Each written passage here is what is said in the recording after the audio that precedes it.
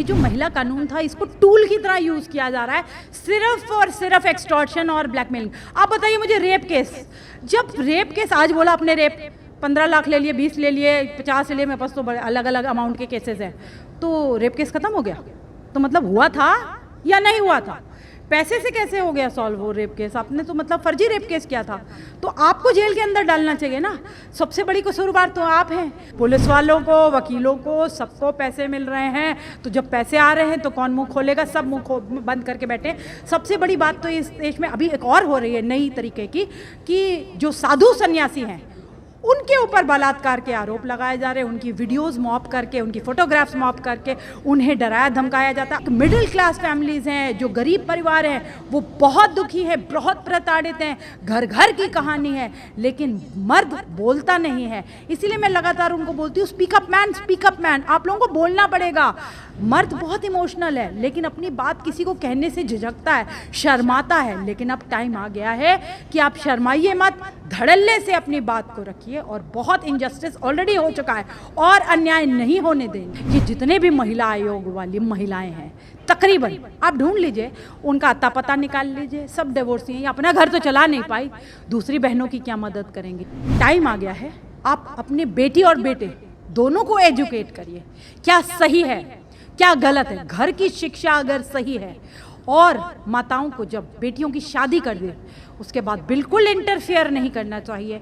ये जो मोबाइल में पूरे दिन बातें, एक 1 to 1 एक मिनट की जो मैसेजिंग होती है, रिपोर्टिंग होती है, ये बंद होनी चाहिए और इसका बीड़ा माओं को खुद उठाना चाहिए। हम बटे हुए नहीं हैं। ये जो पुरुष महिला का जो डिवाइड, जेंडर डिवाइड चल रहा है, इसी वजह से हम लगे हुए हैं होड़ में। इसको नीचा कैसे दिखाएं, मेल बैशिंग कैसे करेगी, बड़ा आजकल फैशनेबल हो गया। वैवाहिक बलात्कार, कानूनी आतंकवाद, ये एक बैनर आप देख रहे होंगे हाथों में। इस बैनर को क्यों लिखा गया और इसकी ज़रूरत क्यों पड़ी, इसके लिए हम लोग विस्तार से चर्चा करेंगे। लेकिन इसी बीच एक बड़ी खबर या बड़ा मामला ये है कि पुरुष आयोग बनाने के लिए अब एक मुहिम सी जो है वो शुरू हो चुकी है।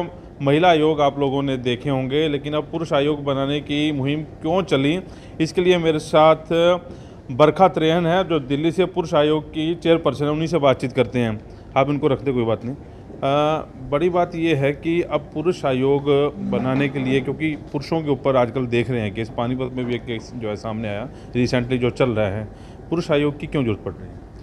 देखिए, अभी नहीं, पुरुष आयोग की लड़ाई मैं 10 सालों से लड़ रही हूँ और लगातार गुहार लगाती रही हूँ सभी से। जितने भी मिनिस्टर्स हैं, मैं लगातार उनको, दिल्ली में हूँ, मैं लगातार एक्सक्लूसिव मीटिंग करती हूँ 1 to 1, और वहाँ उनको जा कर के इस पूरे पे ग्राउंड रियलिटी बताती हूँ और कितने फर्जी केसेस हो रहे हैं सब बताती हूँ, डेटा के साथ बताती हूँ। मेंटू के बारे में भी बहुत बात करती हूँ कि मीटू में कितने फर्जी केसेस आए, बलात्कार के कितने, 498 के कितने, और उनको समझाने की कोशिश करती हूँ। लेकिन किसी को जू नहीं रेंग रही है। पुरुष आयोग या मेंस कमीशन की बात मैं लगातार करती आई हूँ, लेकिन बना नहीं है अभी तक। जब तक नहीं बनेगा मैं इसकी आवाज़ बुलंद तरीके से उठाती रहूँगी। 2 ही मेरी मांगे हैं सरकार से, जेंडर न्यूट्रल लॉज, समान कानून भारतवर्ष में होना चाहिए सभी लिंगों के लिए, चाहे वो पुरुष हो, चाहे वो महिलाएं हों, और चाहे ट्रांसजेंडर्स हो, सबके लिए समान कानून होना चाहिए। एक देश एक कानून, 1 नेशन 1 लॉ। और दूसरा ये बात करती हूँ कि पुरुष आयोग बनना चाहिए जो कि गवर्नमेंट बनाए। ये जो मैंने बनाया है इसमें मैं कितनी मदद कर सकती हूँ? ये सरकार का काम है, मेरा काम नहीं है। जीडीपी के लिए पुरुष काम कर रहे हैं। सारे जो इतना सारा जो देश में मिनिस्टर्स हैं वो भी पुरुष हैं। क्या उनको नहीं लगता, क्योंकि वो बड़े ओहदों पे बैठे हैं, पावरफुल हैं, वो तो इजीली अपना केस, कुछ भी उनके ऊपर होता है वो पावर से, पैसे से निपटा लेते। लेकिन जो एक मिडिल क्लास फैमिलीज हैं, जो गरीब परिवार हैं, वो बहुत दुखी है, बहुत प्रताड़ित हैं, घर घर की कहानी है, लेकिन मर्द बोलता नहीं है। इसीलिए मैं लगातार उनको बोलती हूँ, speak up man, speak up man. आप लोगों को बोलना पड़ेगा। मर्द बहुत इमोशनल है, लेकिन अपनी बात किसी को कहने से झिझकता है, शर्माता है। लेकिन अब टाइम आ गया है कि आप शर्माइए मत, धड़ल्ले से अपनी बात को रखिए। और बहुत इनजस्टिस ऑलरेडी हो चुका है और अन्याय नहीं होने देंगे। हम लगातार जंतर मंतर पे, इंडिया गेट पे प्रोटेस्ट करते रहते हैं। देश के और जगहों पे भी गए हैं जहाँ पे हमने प्रोटेस्ट किया है, मुंबई में, जयपुर में, बहुत और जगहों में। मैंने अभी रिसेंटली नागपुर में भी एक प्रेस कॉन्फ्रेंस करी थी जहाँ हमने मेन की बात करी। मेन की बात बहुत ज़रूरी है, क्योंकि मेन की बात कोई कर ही नहीं रहा है। हम कब सुनेंगे मर्द का दर्द? लेकिन जो महिला आयोग बनी है, ऑलमोस्ट जो चेयरपर्सन जो है महिलाएं हैं। अभी आप एक बात कह रही थी, वो महिलाएं जो हैं वो भी गलत बनाई गई। मैं अपने चैनल पर नहीं बोल सकता, लेकिन आपने ये चीज़ कही है कि वो जो महिलाएं बनाई गई, कोई किसी का डाइवोर्स हो रखा है, कोई वैसे, वो थोड़ा सा वाक्य साझा करने क्या कह रहे थे आप? देखिए, मेरे पर लगातार मर्डर थ्रेट्स, रेप थ्रेट्स आते रहते हैं और मुझे तिहाड़ जेल में बंद कर देंगे ऐसी धमकी भी लगातार आती रहती है। मैंने जब क्या कहते हैं पार्लियामेंट के सामने प्रोटेस्ट किया था 2019 में, तब भी मुझे कहा गया था कि आपको तिहाड़ जेल में सड़ा देंगे। मैं तब नहीं डरी, तो अभी इसमें कहने में क्या शर्माऊंगी। ये जितने भी महिला आयोग वाली महिलाएं हैं, तकरीबन आप ढूंढ लीजिए, उनका अता पता निकाल लीजिए, सब डिवोर्सी हैं। अपना घर तो चला नहीं पाई, दूसरी बहनों की क्या मदद करेंगी। अभी आपने देखा है एक मिस मालीवाल है जो थोड़े दिन पहले एक रैली चला रही थी, जिसमें वो कह रही थी महिलाओं को बेलन पकड़ के चलो। तो वायलेंस को आप प्रमोट कर रहे हैं, आप वायलेंस प्रमोट कर रहे हैं। महिला पुरुष तो भूल जाइए कि आप क्या हैं, तो लेकिन वायलेंस तो दिल्ली मत महिला आयोग के जी उनके वो पति मेरे ख्याल violence हरियाणा promote से ही करते हैं। वो वायलेंस प्रमोट करते हैं। सोचिए, तो वो महिलाओं का क्या उद्धार करेंगी। पहले अपना तो घर का उद्धार कर लेती, अपना जीवन तो तरीके से चला लेती। दूसरी महिलाओं की क्या क्या लगता है ये मदद महिला आयोग? मैं नहीं कह रहा, मैं आपके मुंह से सुन रहा हूँ, क्योंकि आपके बोले हुए शब्द कुछ हो रहे हैं, मेरे बोले हुए शब्द कुछ हो होंगे। महिला आयोग सही ढंग से काम नहीं कर पा रही, तभी ये जो पुरुष के जो है मामले जो पुरुषों के ये बढ़ते जा रहे हैं। महिला आयोग अगर काम कर रही होती तो क्या सास महिला नहीं है, क्या नंद महिला नहीं है? नंद 24 में घंटे में से 12 बार मुझे फ़ोन कर रही है, वही नंद जो कि मैं अभी आपको बता रही थी, राहुल अग्रवाल का राहुल केला का केस जो है, वो नंद मुझे इतनी बार फ़ोन कर चुकी है, इतनी बार मैसेज भेज चुकी है कि मेरे भाई को इंसाफ कब मिलेगा। तो क्या उस नंद की कहीं सुनवाई हो रही है? ऐसी कैसी सैकड़ों नंदे हैं जो मुझे बोलते हैं मेरे भाई को इंसाफ कब मिलेगा। मुझे शर्म आती है, मेरे आंखों से आंसू गिरते हैं कि कब मिलेगा इंसाफ। आखिर वो भी किसी का बेटा है, आखिर वो भी किसी का भाई है। तो आप लोग ये खुद निर्णय लीजिए कि इंसाफ की गुहार लगाते लगाते आज 22 दिन हो गए इस लड़के को मरे हुए, आज तक इंसाफ नहीं मिला। ऐसे तो कितने ही केसेस हैं जहाँ पे लोग भूल गए। अभी कुछ दिन पहले ही, कुछ सालों पहले, एक 12वीं क्लास के छात्र ने आत्महत्या कर ली थी। स्वाति मालीवाल का वीडियो जब जनरेट हुआ था, उसके बाद बॉयज़ लॉकर रूम का ये केस है। आज भी उसके पिता, मानव के पिता, आज भी गुहार लगा रहे हैं, लेकिन जस्टिस नहीं मिली मानव को। मानव इकलौता बेटा था जो मर गया, जस्टिस नहीं मिली। लेकिन ये जो केस लगाने वाले 498 वाले जो मामले हैं, इसमें तो एक बात तो ये सामने कि सास भी कभी बहुत ही वाला मामला है। अगर जो सास के बेटे के साथ ऐसा काम हो गया तो फिर 498 में, अगर वो सास की जो अपनी बेटी है वो भी किसी की बहू है, ये सर्कल जो अपने घर से ही चल रहा है। पहले अपने घर से इस चीज़ की नहीं शुरुआत करनी चाहिए।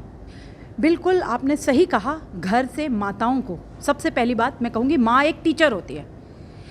टाइम आ गया है आप अपने बेटी और बेटे दोनों को एजुकेट करिए, क्या सही है क्या गलत है। घर की शिक्षा अगर सही है, और माताओं को जब बेटियों की शादी कर दे उसके बाद बिल्कुल इंटरफेयर नहीं करना चाहिए। ये जो मोबाइल में पूरे दिन बातें, एक 1 to 1 एक मिनट की जो मैसेजिंग होती है, रिपोर्टिंग होती है, ये बंद होनी चाहिए। और इसका बीड़ा माओं को खुद उठाना चाहिए कि वो ज़ीरो इंटरफेयर करेंगी। उस लड़की को जिसको उन्होंने शादी के बंधन में बांध दिया है, वो रिस्पॉन्सिबिलिटी लेने लायक है तब उसकी शादी करिए, नहीं तो नहीं करिए। और उसको रिस्पॉन्सिबिलिटी अकेले ही लेनी है। कोई बहुत ज़्यादा प्रॉब्लम आ जाए तो उधर भी बड़े बूढ़े बैठे हैं, उस प्रॉब्लम को वहाँ रिजॉल्व कर लिया जाएगा। और आपकी भी ज़रूरत अगर पड़ी तो आपको बुलाया जाएगा, लेकिन 1 to 1 रिपोर्टिंग मत करिए। और 1 to 1 जब आप रिपोर्टिंग करते रहते हैं 24 घंटे और आप 1 साइडेड बात बताते हैं और माएँ उस पर रिएक्ट करके लड़की को गलत सलाह देती हैं, उसी वजह से घर टूट रहे हैं। हमें घरों को बचाना है, हमें घरों को जोड़ना है, लोगों को जोड़ना है। डाइवोर्स रेट ऑलरेडी बहुत हाई है, हमें परिवारों को बचाना है, देश को बचाना है।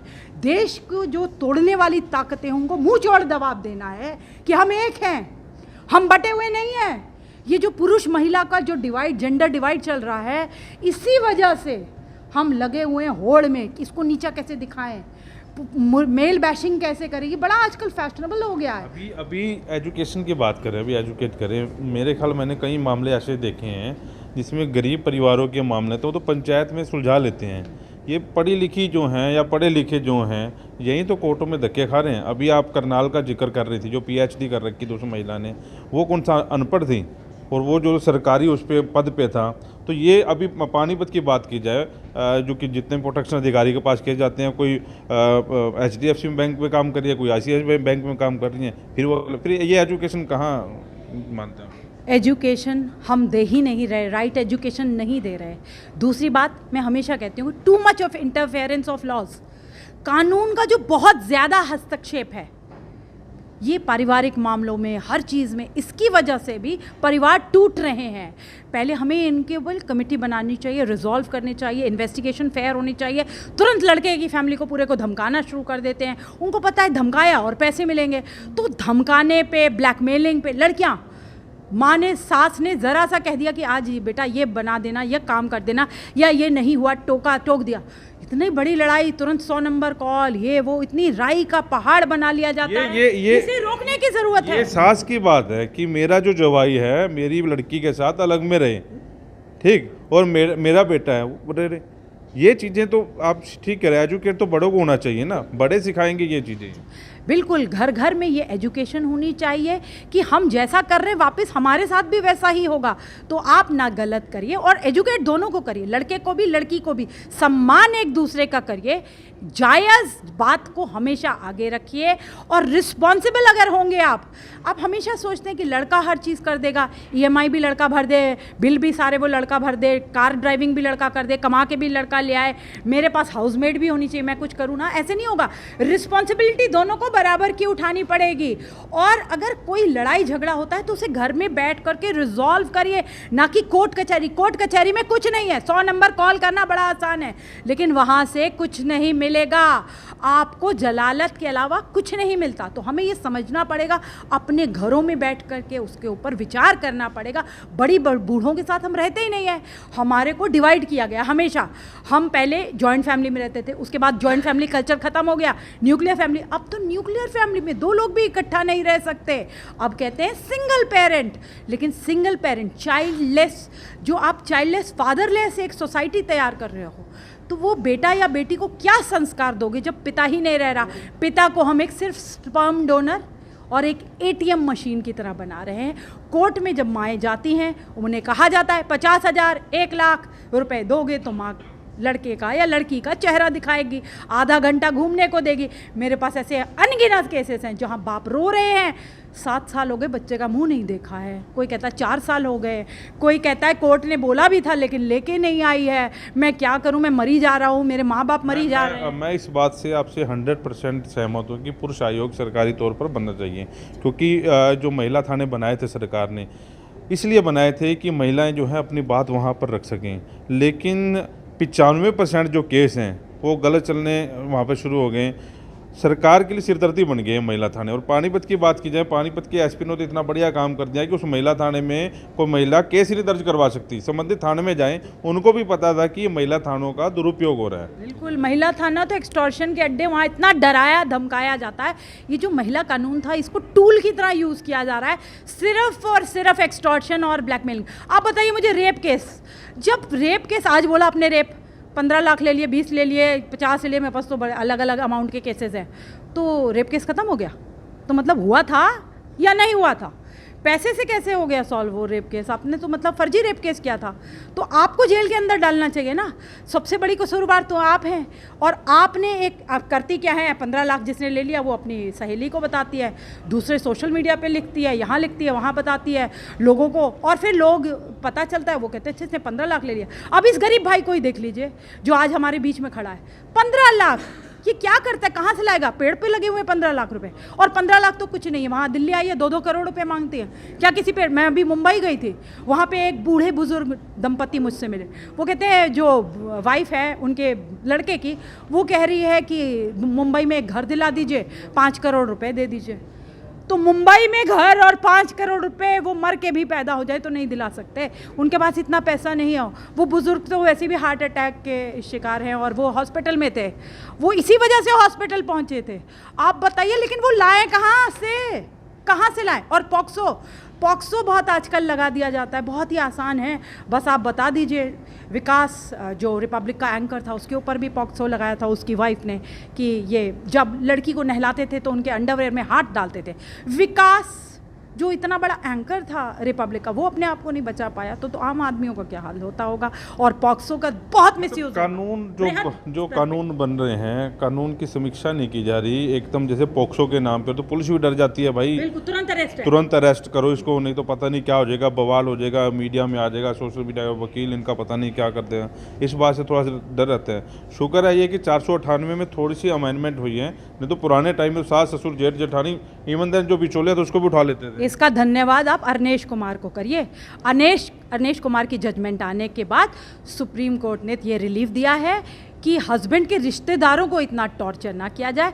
बेशक हस्बैंड की फैमिली को रिलीफ मिला है, लेकिन आज भी मेरे पास ऐसे केसेस आते हैं जहां हस्बैंड की पूरी फैमिली को पूरा टॉर्चर किया जाता है, हैरेस किया जाता है, यहाँ तक कि पुलिस वाले इतना पैसा भी ऐंठते हैं उनसे और उनको डराते धमकाते हैं कि लड़के को गिरफ्तार कर लेंगे। इस टेंशन में माँ बाप ही मर जाते हैं। लीगल टेररिज्म, सुप्रीम कोर्ट ने कहा 498 एक ऐसा कानून है जिसका वृहद स्तर पे मिसयूज़ होता है। मैं रविशंकर जी के पास इस मामले में गई थी, मैंने सदानंद गौड़ा जी को पर्सनली ये बात बताई एक्सक्लूसिव मीटिंग में। मैं सदानंद गौड़ा जी को बोला कि सर कितना मिसयूज़ हो रहा है 498 का, कुछ तो करिए सर। कितने साल पहले जब वो लॉ मिनिस्टर थे तो उन्होंने मुझे कहा कि आप मौलवी के पास जाइए। मैंने कहा सर मैं मौलवी के पास क्यों जाऊँ, आप लॉ मिनिस्टर हैं। मैं इस देश में काम करने वाली एक सोशल एक्टिविस्ट हूँ, इक्वल राइट एक्टिविस्ट हूँ, मेल राइट्स की एक्टिविस्ट हूँ। मैं आपके पास आई हूँ मेंस राइट को लेकर के और बताने कि 498 का कितना दुरुपयोग हो रहा है और माताओं बहनों बच्चों को 90 साल के बूढ़ों को जिनको पैरालिटिक अटैक आया उन्हें भी अरेस्ट किया जाता है। तो ये क्या हो रहा है सर। तो मुझे कहते हैं मौलवी के पास चले जाओ। मैंने कहा सर मैं तो नहीं जाऊँगी मौलवी के पास, मैं ना कभी गई हूँ और मैं एक हिंदू हूँ, मैं मौलवी के पास क्यों जाऊँगी। तो वो मुझे कहते हैं कि मैडम आप ये बताइए कौन सा जो है कानून वो मिसयूज़ नहीं होता, सभी का होता है। तो मैंने कहा सर आप ही बता दीजिए, आप तो बड़े ज्ञानी हैं, लॉ मिनिस्टर हैं देश के, आप ही बता दीजिए कि कौन सा एक ऐसा कानून है जिसमें माएँ पिता बच्चे बूढ़े सबको गिरफ्तार किया जाता है, फैमिली मेम्बर्स को। दूसरा ऐसा कोई कानून है। तो फैमिली तबाह करने का, फैमिली तोड़ने का सिर्फ ठेका 498 ने ले रखा और आप इसे क्यों नहीं ख़त्म कर रहे। आप मुझे इस बारे में बताइए, मैं और कोई चीज़ नहीं, मैं मौलवी के पास नहीं जाऊँगी। सर कहते हैं मुझे मीटिंग में जाना है। मैडम रविशंकर जी ये बोला था सदानंद गौड़ा जी। रविशंकर का भी वही रवैया है, जितनी बार भी उनसे मिलने जाओ, पार्लियामेंट में मैं उनसे मिलने गई, उनके जो पीएस थे वो मुझे मिलने नहीं दे रहे थे। मैंने बोला आज तो मिल के रहूँगी। जब मैं पार्लियामेंट में मिलने गई तो वो मुझे कहते हैं oh you are the one who bombarded me with emails messages this that, please मेरे पास टाइम नहीं है आपसे बात करने का, मेरे मीटिंग है। तो उन्हीं सर के ऊपर केस दर्ज हो जाता है 498 का या रेप केस दर्ज हो जाता है, फिर उनके पास टाइम आता, फिर उनको बरखा तरीन जैसे औरतों की जरूरत पड़ती। अभी कल ही कांग्रेस के पूर्व मंत्री ने सुसाइड किया है, आप देखिए। उनकी बहू ने उनके ऊपर आरोप लगाया था 3 दिन पहले कि उन्होंने अपनी पोती मतलब ग्रैंड डॉटर के साथ मोलेस्टेशन किया। आप ये सोचिए,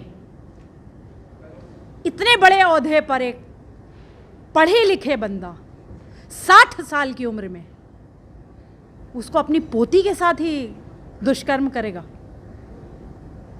खैर ये विषय का है, उनके ऊपर एफआईआर दर्ज हो गई है, कल हमने एफआईआर दर्ज हो गई। ये अच्छा कुछ अच्छा काम जो सुनने में मिला, अच्छा काम कर रहे हैं। 2 लास्ट सवाल करूंगा, इंटरव्यू लंबा रहा हूँ। एक तो वैवाहिक जो शादी हो जाती है, इतने लोगों के बीच में शादी हो जाती है, उसके बाद ये मामले और भी बलात्कार के भी दर्ज हो जाते हैं। इसमें वकीलों की भी अहम भूमिका रहती है कि आप 498 से कुछ नहीं चलेगा, आप अप्राकृतिक यौन संबंध की वो भी एक लाइन लिख दो, शायद उस पर कुछ असर पड़ जाए। पुलिस वालों को भी पता है कि मतलब ये झूठे सारे मामले होते हैं। दूसरा सवाल ये है कि अभी जो सुप्रीम कोर्ट का जो फैसला है, मैं आपसे जिक्र भी कर रहा था कि जितनी वेश्याएँ हैं, सुप्रीम कोर्ट ने एक लिख दिया है कि इन वेश्याओं को कोई छेड़े ना, ये भी इनका धंधा है, ये भी इनका पेशा है, पुलिस इसे तंग ना करे और ख़ास तौर पर इनकी आइडेंटिटी है वो डिस्क्लोज ना करे। इसमें क्या समाज में अच्छा मैसेज आएगा। मेरे पड़ोस में कोई चकला चला रही है, मैं उसकी शिकायत नहीं कर सकता, पुलिस वाले आएंगे, उन्होंने दिखा दीजिए सुप्रीम कोर्ट का फैसला है। इस फैसले को लेकर कहीं आप जाएंगे, बात करेंगे? देखिए अभी हाल में ही ये फैसला आया है और चूंकि मैं मैरिटल रेप के ऊपर ऑलरेडी बहुत काम कर रही हूँ, तो मैंने अभी इसके बारे में कुछ सोचा नहीं है। जल्द इसके बारे में भी सोचेंगे। ये मुझे समझ नहीं आ रहा है कि कैसे इम्प्लीमेंट ऐसे होगा और इससे और दुष्कर्म के केसेस बढ़ेंगे या घटेंगे, ये अभी मुझे पूरा समझने दीजिए, उसके बारे में इसका जवाब। और एक संबंध बनाने वाली बात है कि प्रकृति के उन संबंध, और दूसरा ये होटलों में बुला के 5-5 साल तक संबंध बना लिए, 5 साल बाद याद है और मेरा तो रेप हुआ था, फिर जाके पुलिस को भी समझदार होना चाहिए। 15 साल से दूसरे लिंक में फिर ये कैसा बलात्कार का रेप का केस दर्ज करता है? तो एक्सटॉर्शन कैसे होगा? अगर पुलिस इतनी समझदार होगी, इन्वेस्टिगेशन ही फेयर हो जाता तो आज मुझे यहाँ खड़े होने की ज़रूरत ही नहीं थी। ये सारे एक्सटॉर्शन के अड्डे हैं, सबको कट जाता है नीचे से लेकर। 498 करोड़ों की इंडस्ट्री है, रेप जो कानून का मिसयूज है, करोड़ों की इंडस्ट्री है, यहाँ पर ऊपर से लेकर नीचे तक कट जाता है, जज साहब तक कट जाता है। पुलिस वालों को, वकीलों को, सबको पैसे मिल रहे हैं, तो जब पैसे आ रहे हैं तो कौन मुंह खोलेगा? सब मुंह बंद करके बैठे। सबसे बड़ी बात तो इस देश में अभी एक और हो रही है नई तरीके की, कि जो साधु सन्यासी हैं उनके ऊपर बलात्कार के आरोप लगाए जा रहे हैं, उनकी वीडियोस मॉप करके, उनकी फोटोग्राफ्स मॉप करके उन्हें डराया धमकाया जाता है। अभी थोड़े दिन पहले आपने सुना होगा, गिरी जी जो इलाहाबाद के महंत हैं, उन्होंने भी आत्महत्या कर ली। ऐसे बहुत से साधु समाज को टारगेट किया जा रहा है, साधु समाज को बलात्कारी बना करके उन्हें उनके माध्यम से पूरे हिंदू धर्म को टारगेट किया जा रहा है, उन्हें बदनाम किया जा रहा है। ये गलत हो रहा है। हमें साधु समाज को इस तरीके से शर्मसार करने का कोई हक नहीं है। जब वो देश में इतना अच्छा काम कर रहे हैं धर्म को बढ़ाने का, तो उनकी सुरक्षा के बारे में सरकार को सोचना चाहिए और महिलाओं को यूज किया जा रहा है। ये अभी कोई पीड़ित पुरुष है, आपको कहाँ संपर्क करें? क्योंकि आप एक अच्छी मुहिम चली और खासतौर पर पुरुषों को जरूरत थी इस चीज़। मैंने आपको पहले भी बताया था कि मेरे YouTube चैनल है बरखा त्रेहन 16 के नाम से, ट्विटर और फेसबुक और इंस्टाग्राम, सारे चारों चैनल्स हैं सोशल मीडिया, बरखा त्रेहन 16, सब पर बरखा त्रेहन 16 पे आप मुझे सर्च कर सकते हैं, उस पर DM कर सकते हैं। जी आप नोट करना चाहें तो कर सकते हैं 8595753629, ये कॉन्टैक्ट नंबर है, हेल्पलाइन नंबर है, आप इसको यूज़ कर सकते हैं। जज साहब मेरी भी सुनो, मैं एक निर्दोष पुरुष और कोई आतंकवादी नहीं, बड़ा अच्छा स्लोगन जो है लिखा है। तो इस वीडियो को शेयर करना ना भूलें, आपके काम की वीडियो है और जाहिर तौर पर सरकारी स्तर पर पुरुष आयोग जो हैं बनने चाहिए। वॉइस ऑफ पानीपत के लिए प्रदीप पंचाल के साथ कुलवंत।